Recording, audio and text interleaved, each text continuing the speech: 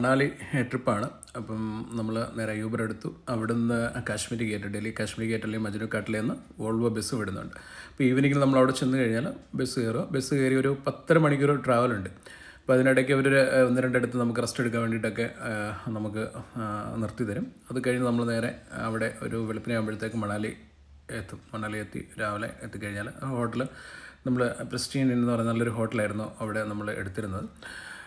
അവിടെ നമ്മൾ അപ്പം മോർണിംഗിൽ നമ്മൾ നോർമലി എല്ലാവരും സോളങ് വാലിയിലാണ് പോകുന്നത്. അവിടെയാണ് ട്രക്കിങ്ങും സ്കൈയിങ്ങും അങ്ങനെയുള്ള പരിപാടിയൊക്കെ ഉള്ളത്. പക്ഷെ നമുക്ക് മഞ്ഞിൽ നല്ലതായിട്ട് എൻജോയ് ചെയ്യാൻ വേണ്ടി നല്ല എക്സ്പ്ലോർ ചെയ്യാൻ വേണ്ടിയിട്ടാണ് നമ്മൾ ഈ ട്രിപ്പ് തന്നെ പ്ലാൻ ചെയ്തത്.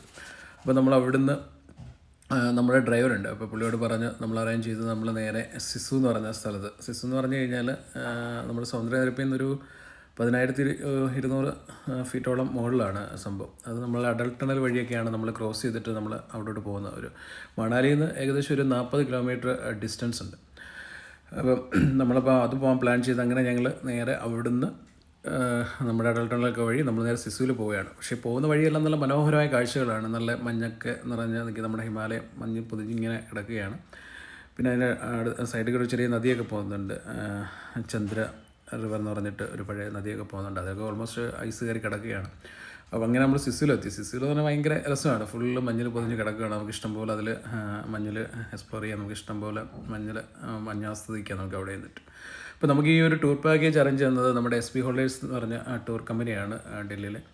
നല്ലൊരു പാക്കേജാണ് അവർ നമുക്ക് അറേഞ്ച് ചെയ്ത് തന്നത്. അതുപോലെ ഹോട്ടലാണെങ്കിലും അവിടെയുള്ള ബാക്കിയുള്ള സൗകര്യങ്ങളെല്ലാം നമുക്ക് വളരെ കംഫർട്ടായിരുന്നു. അതേപോലെ വണ്ടിയാണെങ്കിലും നമുക്ക് നല്ല പോകാനും വരാനും എല്ലാം നല്ല സൗകര്യമായിരുന്നു. പിന്നെ നല്ലൊരു ട്രിപ്പായിരുന്നു. നല്ലപോലെ എൻജോയ് ചെയ്തു.